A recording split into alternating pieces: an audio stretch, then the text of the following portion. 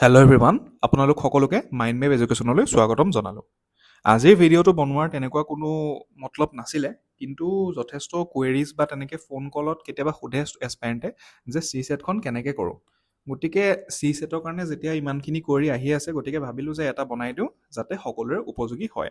এতিয়া ইয়াৰ মূল কথাটো হৈছে যে how I score 120 to 130 in CSAT every time, যে প্ৰতিবাৰে প্ৰিলিমছত APSC CC প্ৰিলিমছত 120 to 130 মই চি ছেটত স্ক'ৰ কৰি আহিছোঁ। আৰু মই সেইটো কেনেকৈ কৰি আহিছোঁ সেইটোকে আপোনালোকক ক'ম, তাৰ পৰা আপোনালোকে কেনেকৈ নিজেও সিমানটো কৰিব পাৰিব। ঠিক আছে, এতিয়া এইটো ক'বৰ কাৰণে মই সকলোতকৈ উপযোগী কিয় হয় সেইটো মই কৈ দিছোঁ। মই সকলোতকৈ উপযোগী এইটো কাৰণে হয় কাৰণ মই আৰ্টছৰ ষ্টুডেণ্ট আছিলোঁ। ঠিক আছে, হিউমেনিটিজ আৰ্টছ বা কলা শাখাৰ। দেন অসমীয়া মিডিয়ামৰ আছিলোঁ, ক্লাছ 12লৈকে অসমীয়া মিডিয়ামত পঢ়িছোঁ। তাৰপিছত যিটো কয় ফিয়াৰ অফ মেথছ ফবিয়া, সেইটো আছিলে যে যেনে তেনে মেট্ৰিকটো দি সোনকালে পাছ কৰোঁ যাতে মেথছ আৰু কৰিবলগীয়া নহয়। ঠিক আছে, গতিকে এই তিনিটা যিকেইটা মানে চি ছেটৰ ষ্টুডেণ্টৰ সকলোতকৈ বাবে ভয়ংকৰ কথা, সেইকেইটাৰ মই নিজেই সেইকেইটাৰ ভুক্তভোগী আছিলোঁ। ঠিক আছে, গতিকে সেইকাৰণে মই ভাবোঁ I am the best person to talk about this matter. So' মই কেনেকৈ 120 130 পাই আহিছোঁ সেইটো আপোনালোকক ক'ম এই ভিডিঅ'টোৰ জৰিয়তে। এতিয়া ফাৰ্ষ্ট অফ অল আমি তাৰ আগতে মই আপোনালোকৰ অকণমান ভয়টো ভাঙি লওঁ। চি ছেটক লৈ ভয় আছে, অহেতুক ভয় আছে, আৰু সেই ভয়টো কিন্তু বহুখিনি ক্ষেত্ৰত কোচিঙৰ আছে। কোচিঙৰ কেলে আছে মই সেইটো কৈ আছোঁ। কোচিঙৰ কেলে ভয় আছে, চি ছেটৰ কাৰণে মই ভাবোঁ APSC চি ছেটৰ কাৰণে ইমান বেছি বৰ মানে ডাঙৰ বহুত কি হয় 1 মাহ 2 মাহ কৰা কোচিঙৰ তেনেকৈ প্ৰয়োজন নাই। বহুত বেছি ক্লাছেছ কৰে তাত। এতিয়া ডেফিনেটলি কথাটো কি হয়, তাত ক্লাছেছখিনি কৰাই UPSC চি ছেট বা সেইটো মানে হেৰিয়ত কৰে, তাৰ যিখিনি টিচাৰ্ছ থাকে তেওঁলোক যথেষ্ট কোৱালিফাইড থাকে, কিন্তু সেইটো এটা এপ্ৰ'চত কৰে। কিন্তু APSC চি ছেটটো সিমান ডিফিকাল্ট নহয়, গতিকে আমি তাক অকণমান বেলেগকৈ যদি টেকেল কৰোঁ তেতিয়াহে বেছি ভাল হয়। গতিকে সেইটো কেনেকৈ মানে টেকেল কৰিব লাগিব সেইটো কাৰণে আমি first of all we have to know' how difficult it is. এতিয়া মই সেই ডিফিকাল্টি এটা টেবুল এটা বনাইছিলোঁ এনেকৈ, আমাৰ সকলোতকৈ ডিফিকাল্টত UPSC চি ছেটটো ৰাখিছোঁ। তাৰপিছত আমি চাম SSC বেংকিং, সেইটো ডিফিকাল্ট হ'ব। ঠিক আছে, তাৰপৰা ADRE মেথছ এণ্ড ৰিজনিংখিনি ডিফিকাল্ট হ'ব, আৰু সকলোতকৈ সৰ্বশেষত আহিব APSC চি ছেট। মানে APSC চি ছেটৰ যিখিনি বস্তুখিনি হয় সেইখিনি ইভেন ADRE মেথছ এণ্ড ৰিজনিঙতকৈও ইজি হয়। ঠিক আছে, গতিকে আপোনালোকে এতিয়া ভয়টো আঁতৰাওক যে ইমান ডিফিকাল্ট নহয়। এতিয়া বস্তুটো কি হয়, মানে সেইটো মই নিজে সেইটো এক্সপিৰিয়েঞ্চ কৰি পেলাই বেলেগৰ দেখি পেলাই বুজিছোঁ যে যেতিয়া আমি বহুত বেছি মানে টাফ বস্তুবোৰ কৰি থাকোঁ তেতিয়া আমাৰ বস্তুটো এনেই টাফ লাগে, আৰু যেতিয়া আমি বস্তুবোৰ ইজি বুলি ভাবি পেলাই ইজিকৈ কৰিবলৈ চাওঁ আমাৰ নিজে সেইটো ইজি লাগে। That is just human psychology. ঠিক আছে, হিউমেন চাইক'লজি। এতিয়া ফাৰ্ষ্ট কথাটো হ'ল যে মই আপোনালোকৰ ভয়টো আঁতৰালোঁ। এতিয়া ভয়টো আঁতৰাৰ পিছত কি হ'ব লাগিব, এতিয়া আমি চাম যে প্ৰব্লেমটো কাৰ হৈ আছে, মানে কেনেকৈ হৈ আছে। আমি প্ৰব্লেমটো গুৰিলৈকে যেতিয়া মানে শিপালৈকে যাব লাগিব, জৰ তক জানা পাৰেগা না, তো উচকে লিয়ে আমি প্ৰব্লেমটো দেখনা পাৰেগা যে প্ৰব্লেমটো হয় কি বা কাৰ হয়। এতিয়া প্ৰব্লেমটো হয় কাৰ, আৰ্টছ ষ্টুডেণ্টখিনি হয় আৰু আছামিজ মিডিয়াম ষ্টুডেণ্টখিনিৰ হয়। আৰ্টছ ষ্টুডেণ্টখিনি কেলে হয়, তেওঁলোকৰ মেথছ এণ্ড ৰিজনিঙত তেওঁলোকৰ ভয় থাকে আৰু উইক থাকে মেইনলি, বা লজিকেল সেইখিনি কৰাত অকণমান তেওঁলোকে সিমানখিনি প্ৰেক্টিচ কৰা নাথাকে, সেইকাৰণে তেওঁলোকে অকণমান ভয় কৰে, আণ্ডাৰ কনফিডেণ্ট থাকে। আৰু আছামিজ মিডিয়াম ষ্টুডেণ্টখিনিৰ ইংলিছ কম্প্ৰিহেনশ্যনক লৈ পেলাই এটা ভয় থাকে। ঠিক আছে, গতিকে এই দুটা হয়। গতিকে এই দুইটাৰে মই মানে নিজে আছিলোঁ, আৰ্টছৰ ষ্টুডেণ্ট আছিলোঁ ক্লাছ 12লৈকে, আৰু আছামিজ মিডিয়ামৰ ষ্টুডেণ্ট আছিলোঁ ক্লাছ 12লৈকে। ঠিক আছে, গতিকে এইকেইটা মই কেনেকৈ টেকেল কৰিছিলোঁ তাৰ পৰা আপোনালোকৰ কাৰণে সেই এপ্ৰ'চটো আনিম। চ' ফাৰ্ষ্ট অফ অল এইটো, ঠিক আছে, এইটো আমি চাম from zero' to hero' in CSAT, যে জিৰ'ৰ পৰা হিৰ' আমি চি ছেটত কেনেকৈ বনিম। এইটো কিন্তু অনলি APSC চি ছেটৰ কথাই কৈছোঁ দেই, বেলেগ চি ছেটৰ কথা কোৱা নাই। UPSC CSAT is too tough, তাত ভালকৈ লাগিব, কিন্তু APSC চি ছেটত আমি জিৰ'ৰ পৰা হিৰ' বনিব পাৰোঁ, ডেট ইজ উইদিন 7 days।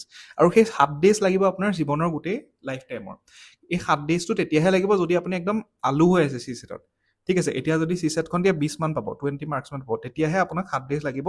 যদি আপোনাৰ এনেকুৱা হৈছে যে চি ছেটত 50-60 মাৰ্কছ আহি থাকে, অকণমানৰ কাৰণে আপোনাৰ ক্লিয়াৰ নহয়, তেতিয়া আপোনাক 3-4 দিনহে লাগিব। ঠিক আছে, 3-4 দিন টোটেল লাগিব, আপুনি ভালকৈ দিব লাগিব। এতিয়া তাৰ কাৰণে আমাৰ ফাৰ্ষ্ট ষ্টেপটো হ'ব, step 1 will be download the APSC CSAT papers. Last 5 yearsৰ 5টা এক্সামৰ APSC চি ছেট পেপাৰখিনি ডাউনলোড কৰক। তাৰপিছত ডাউনলোড কৰাৰ পিছত কি কৰিব, ষ্টেপ 2 ছেট ইউৰ প্ৰায়ৰিটি, যে প্ৰায়ৰিটিটো ছেট কৰক যে আপুনি কোনকেইটা পৰ্চন বেছিকৈ কৰিব। এতিয়া চি ছেটৰ কি হয় কথাটো, চি ছেটত টোটেল 80টা কুৱেশ্যন থাকিব। ঠিক আছে, 80টা কুৱেশ্যন থাকে, 2.5 মাৰ্কছকৈ থাকে এটা কুৱেশ্যনত। এতিয়া 80টা কুৱেশ্যনৰ আপুনি গোটেই 80টাই কৰিব নালাগে, 80টাই কৰিব নালাগে।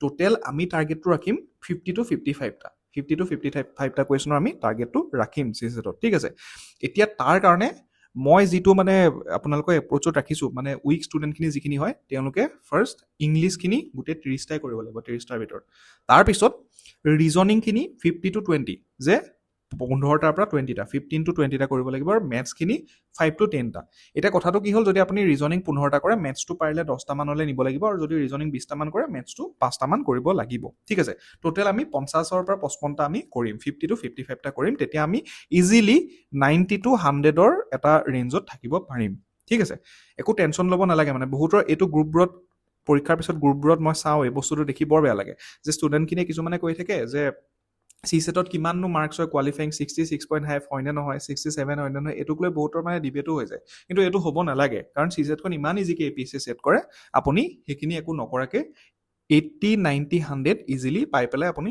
বিন্দাছ বহি থাকিব লাগে ঠিক আছে গতিকে সেইকাৰণে এনেকৈ আপুনি প্ৰিয়ৰিটিটো ছেট কৰিব যে 50ৰ পৰা 55টা কৰিম দেন আহিলে আমাৰ ষ্টেপ 3টোত আমি ডাইৰেক্ট এটেক কৰিম আমাৰ ছাবজেক্টখিনি কি কি আমি কৰিব লাগিব কেনেকৈ কৰিব লাগিব ফাৰ্ষ্ট ছাবজেক্টটো হৈছে ইংলিছ কম্প্ৰিহেনশ্যন আমি 30টাই কৰিব লাগিব 30টা এইটো কাৰণে কি কৰিব লাগে বেলেগ একো কৰিব নালাগে ইংলিছ কম্প্ৰিহেনশ্যনখিনি APSC ছেটৰ বহুত বেছি ইজি হয় ইয়াত আপোনালোকে জাষ্ট ৰিড প্ৰপাৰলি ভালকৈ পঢ়ক আৰু কি কৈছে সেইটো বুজিবলৈ চেষ্টা কৰক আৰু প্ৰেক্টিছ কৰক তেতিয়া আপোনালোকৰ এইখিনি হেৰি হৈ যাব মানে ইংলিছ কম্প্ৰিহেনশ্যনত মাষ্টাৰী হৈ যাব APSCৰ কাৰণে যিমানটো লেভেলত লাগে এইটোত আৰু বেলেগকৈ নতুন কিবা কিবি নালাগে এতিয়া কিছুমান দুই এটা টিপছ এণ্ড ট্ৰিক্স আছে য'ত আমি কি হয় মেইনলি আল্টিমেটলি ইংলিছ কম্প্ৰিহেনশ্যনৰ প্ৰব্লেমটো কি হয় যে ইয়াত পঢ়োঁতে টাইমটো বেছি খায় ঠিক আছে পঢ়োঁতে টাইমটো বেছিকৈ আমি সেই টাইমটো ৰেডিউচ কৰিব লাগিব পঢ়াৰ টাইমটো ৰেডিউচ কৰিব লাগিব সেইটো কাৰণে মই টিপছ এণ্ড ট্ৰিক্সৰ অলৰেডি ভিডিঅ' এটা বনাই থৈছিলোঁ সেইটো মই ইয়াত ডেছক্ৰিপশ্যনত দি দিম আপোনালোকৰ লিংকটো দি দিম গৈ পেলাই চাই ল'ব সৰু ভিডিঅ' এটা হয় একদম আপোনালোকৰ ইংলিছ কম্প্ৰিহেনশ্যন কি হ'ব একদম মাষ্টাৰ হৈ যাব ঠিক আছে চ' সেইটো সেয়া হৈ গ'ল ইংলিছ কম্প্ৰিহেনশ্যন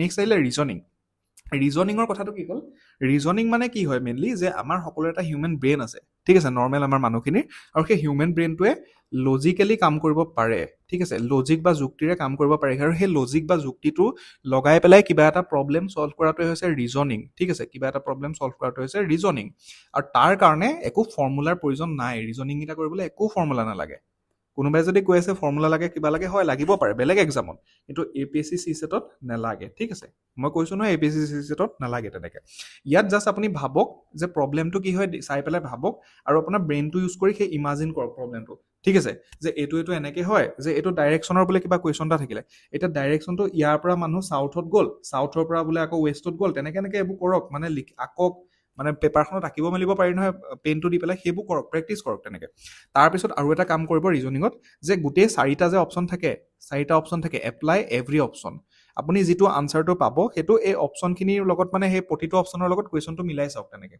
তেতিয়াও আপোনাৰ হৈ যাব এতিয়া ইয়াত কি হয় ৰিজনিঙতো আমি তেনেকৈ টাইমটো ৰেডিউচ কৰিব লাগিব আমি ছল্ভ কৰা টাইমটো ৰেডিউচ কৰিব লাগিব আৰু তেতিয়া আমি কি কৰিব পাৰিম আমাৰ হৈ যাব এতিয়া ৰিজনিঙৰ আল্টিমেটলি কি হ'ল মই তেনেকৈ একো টপিক বা ছাবজেক্ট দি নিদিওঁ ৰিজনিঙত যদি আমি চাওঁ গোটেই পৃথিৱীখনত যিমানবোৰ কম্পিটিটিভ এক্সামিনেশ্যন আছে তাত ৰিজনিঙত হাৰ্ডলি 9 to 10 টপিকছ আছে যেনে কি হয় ডাইৰেকশ্যন হওক ব্লাড ৰিলেশ্যন হওক চিৰিজ হওক সেইবোৰে আছে ঠিক আছে চিৰিজ হওক তাৰপিছত আমাৰ আছে এটা বস্তু চিলগিজম বুলি আছে চ' এইখিনি বস্তুৱে ৰিজনিঙত আছে ডাইচ আছে অলৰাইট এতিয়া কি কৰিব আপুনি ফাৰ্ষ্ট অফ অলটো APSCৰ যিখিনি PYQ হয় সেইখিনি দি পেলাই এখন পেপাৰ বা দুখন পেপাৰ দি চাব তাত দেখিব 50% মান কুৱেশ্যন আপুনি যদি ব্ৰেইনটো শান্ত ৰাখি পেলাই ফ'কাছ কৰি পেলাই কৰে 50% মান ৰিজনিঙৰ কুৱেশ্যন তেনেকৈয়ে পাৰিব একো নজনাকৈও পাৰিব জাষ্ট পঢ়ি পেলাই আৰু বাকী যিকেইটা 50% টপিকত আপুনি নোৱাৰিব সেইকেইটা কি কৰিব সেইকেইটাৰ কাৰণে আমাৰ ইউটিউব বাবা আছে ইউটিউবত 20 to 30 মিনিট তাতকৈ বেছি নহয় 20 to 30 মিনিটৰ ৰিজনিঙৰ তেনেকৈ যিবোৰ ভাল ভিউজ থকা ভাল কমেণ্ট আছে যিবোৰ ভিডিঅ'ত যে ভালকৈ পঢ়াইছে বুলি চাব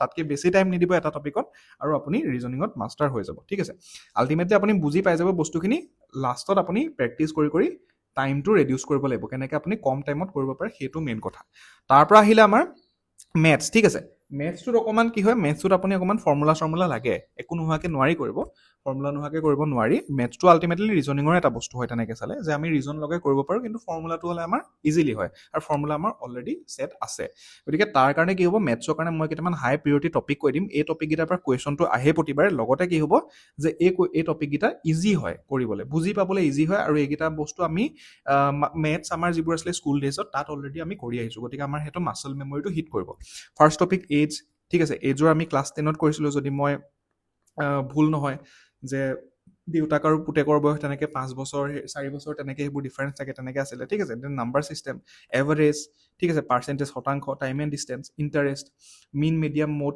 মধ্যমা বহুলক, profit and loss, ratio' and proportion, LCM HCF, লসাগু গসাগু, এই 10টা টপিক আপোনালোকে মেথছৰ এই 10টা টপিক ভালকৈ কৰি লওক। আৰু এইকেইটাৰ কাৰণে কি কৰিব, এগেইন আমাৰ ইউটিউব বাবা আছে, ইউটিউব বাবাত যাওক, ইউটিউবত যাওক, তাত 20 to 30 মিনিটৰ ভিডিঅ' তাতকৈ বেছি নাচাব, সেইকেইটা চাওক। আৰু তাৰপিছত আপুনি APSCৰ CSETখন লৈ পেলাই তাত যিকেইটা কুৱেশ্যন আছে সেইকেইটা এপ্লাই কৰক। ঠিক আছে, সেইকেইটা এপ্লাই কৰক, আপোনাৰ মেথছ হৈ যাব। আৰু নহ'লে আপুনি মানে মোক ক'ব যদি নহয় এনেকৈ। চ' এনেকৈ যেতিয়া আপুনি গোটেইখিনি বস্তু কৰিব, আপুনি টোটেল 50 to 55ৰ যিটো টাৰ্গেট 50ৰ পৰা 55টা কৰা, তাৰ সেই টাৰ্গেটটোত উপনীত হ'ব পাৰিব। ঠিক আছে, আৰু তাৰপিছত আপুনি ইজিলি 100+ মাৰ্কছ CSETত কৰিব পাৰিব। আৰু তেতিয়া কি হ'ব, যদি আপুনি এইখিনি বস্তু ইমান কম সময়ত কৰি লয়, পটাপট কৰি লয়, তেতিয়া আপুনি বাকীখিনি বস্তু কি কৰিব পাৰিব, আপুনি GS1ত দিব পাৰিব। ঠিক আছে, এতিয়া GS1ৰ কথাটো কি হ'ল, GS1টো কিন্তু CSETৰ নিচিনা ইজি নহয়। ঠিক আছে, GS1টো CSETৰ নিচিনা ইজি নহয়, তাত কাৰণ আমাৰ APSC এটাটো কথা হ'ল যে APSC আমাৰ লেভেলটো GS1ৰ লেভেলটো UPSC নিচিনা কৰিবলৈ ইমিডিয়েট কৰিবলৈ ট্ৰাই কৰি আছে, অনুধাৱন কৰি আছে। গতিকে সেইকাৰণে আপোনালোকক সহায়ৰ প্ৰয়োজন হ'ব পাৰে GS1ত। GS1ৰ এটা বস্তু যে আপোনালোকে যদি টেষ্ট চিৰিজৰ সহায় বিচাৰে, তেতিয়া আমাৰ অনুশীলন টেষ্ট চিৰিজটো ট্ৰাই কৰি চাব পাৰে। এইটোত কি হয় যে এইটো আমাৰ যিখিনি প্ৰিভিয়াছ ইয়েৰ কুৱেশ্যন APSC আৰু ডিপাৰ্টমেণ্টেল এক্সামিনেশ্যনৰ সেইখিনিৰ ওপৰত গঢ় কৰি পেলাই বনোৱা, আৰু এইটো যোৱাবাৰ তাৰ পৰা শিক্ষাৰ্থীসকল যথেষ্ট উপকৃত হৈছে। এইটো টোটেল 10টা ফুল লেংথ টেষ্ট আছে, তাৰ 7টা GS পেপাৰ, মানে 70% ইণ্ডিয়া আৰু নেশ্যনেল তেনেকৈ থাকিব, 30 to 35% অসমৰ থাকিব। ঠিক আছে, আৰু বাকী 3টা কমপ্লিটলি আছাম বেছ পেপাৰ থাকিব। আৰু লগতে আমাৰ যদি আপোনালোকে কাৰেণ্ট এফেয়াৰ্ছৰ ক্ষেত্ৰত কিবা সমস্যাৰ সন্মুখীন হৈছে, আপোনালোকে সাম্প্ৰতিক 365ক কনচিডাৰ কৰি চাব পাৰে। এইটোত 1.5 year মানে 1 বছৰ আৰু 1.5 বছৰ, 1.5 বছৰৰ কাৰেণ্ট এফেয়াৰ্ছখিনি আমি কনচলিডেট কৰি পেলাই একদম কম টপিকক, ঠিক আছে, 300 মান টপিকৰ ভিতৰত 25 hours মান, 25 ঘণ্টামানৰ ক্লাছৰ ভিতৰত আমি কৰিবলৈ চেষ্টা কৰিছোঁ। আৰু এইটোক আপোনালোকে ওৱান ষ্টপ চলিউশ্যন বুলি ল'ব পাৰে কাৰেণ্ট এফেয়াৰ্ছৰ বাবে। চ' ইয়াত বেচিকেলি কি হ'ব, ইয়াত আপোনালোকৰ ৰেকৰ্ডেড ক্লাছেছ থাকিব, লগত PDF নোটছ থাকিব। আৰু ইয়াত ইণ্ডিয়ান, আছাম আৰু চিলেক্টেড ইণ্টাৰনেশ্যনেল, ঠিক আছে, চিলেক্টেড ইণ্টাৰনেশ্যনেল কাৰেণ্ট এফেয়াৰ্ছখিনি থাকিব। আৰু এইখিনিও যিখিনি প্ৰিভিয়াছ ইয়েৰ কুৱেশ্যন হয়, তাৰ যিখিনি থিম হয়, প্ৰিভিয়াছ ইয়েৰ কুৱেশ্যনৰ থিম হয় APSC as well as departmental examination, সেইখিনিৰ ওপৰত বেছ কৰি পেলাই বনোৱা হৈছে। চ' এইকেইটা ক্ষেত্ৰত আপোনালোকৰ যদি কিবা কুৱেৰিজ থাকে, এইকেইটা নম্বৰত 8135918443, 9127387040, এইকেইটা নম্বৰত আপোনালোকে কণ্টেক্ট কৰিব পাৰে, হোৱাটছএপ বা বাই কল কৰিব পাৰে আপোনালোকে এইকেইটা কিবা কুৱেৰিজ থাকিলে। ঠিক আছে, গতিকে আজিৰ ভিডিঅ'টো ইমানতে সামৰিছোঁ। আশা কৰোঁ আপোনালোক সকলো উপকৃত হ'ব। আকৌ এটা নতুন ভিডিঅ'ত লগ পাম। জয় আই অসম।